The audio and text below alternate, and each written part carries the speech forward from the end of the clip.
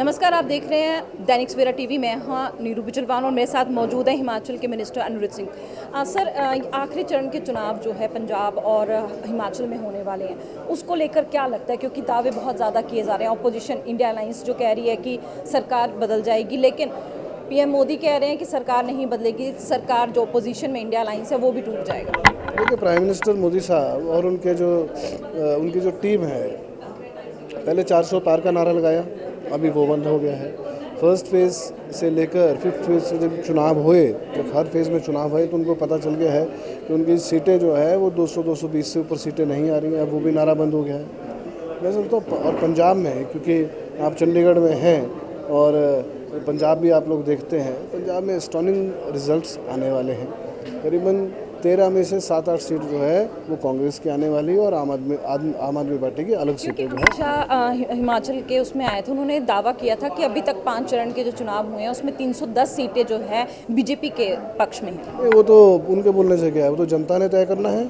वो 4 तारीख को सामने रिजल्ट आ जाएगा। वो तो 543 भी बोल सकते हैं कि सभी हमारी सीटें आ रही हैं। उनके बोलने से, किसी के बोलने से कुछ होने वाला नहीं है। ये आप 4 तारीख को अब रिजल्ट देखेगा। सरकार जो है इंडिया गठबंधन की बनने जा रही है। हिमाचल सरकार की बात करते हैं, कांग्रेस सरकार में कहते हैं बहुत सारे परिवर्तन आने वाले हैं, उसको कैसे देखते हैं? परिवर्तन चारों की चारों सीटें आने वाली है, वो परिवर्तन है। जो इन्होंने खरीद के जो 15-15 करोड़ रुपए देके जो 6 विधायक खरीदे हैं, वो हारने जा रहे हैं। वो परिवर्तन है। नए लोग आएंगे, नई सोच के साथ आएंगे। परिवर्तन ये होने वाला। हिमाचल में कभी हुआ नहीं, दल बदले गए, बहुत कम रेयर चांसेस हुए हैं। बीजेपी और कांग्रेस ही रहे हैं, कभी दल बदले नहीं गए हैं, नई पार्टी को कभी जगह नहीं दी है।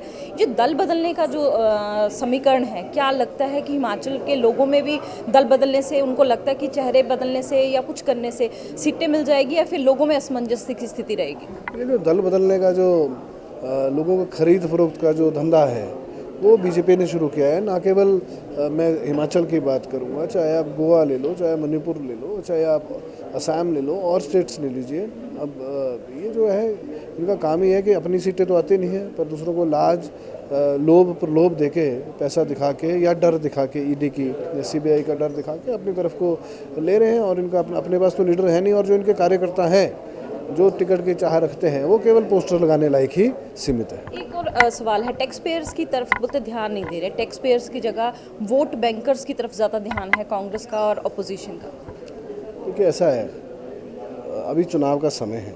जहाँ तक टैक्स की बात है, जो टैक्स प्रणाली हिंदुस्तान की है वो कांग्रेस ने ही स्थापित करी और आज से स्थापित नहीं करी है। 1947 के बाद, देश आज़ाद होने के बाद टैक्स के जो रिफॉर्म्स हैं वो कांग्रेस ने ही करे।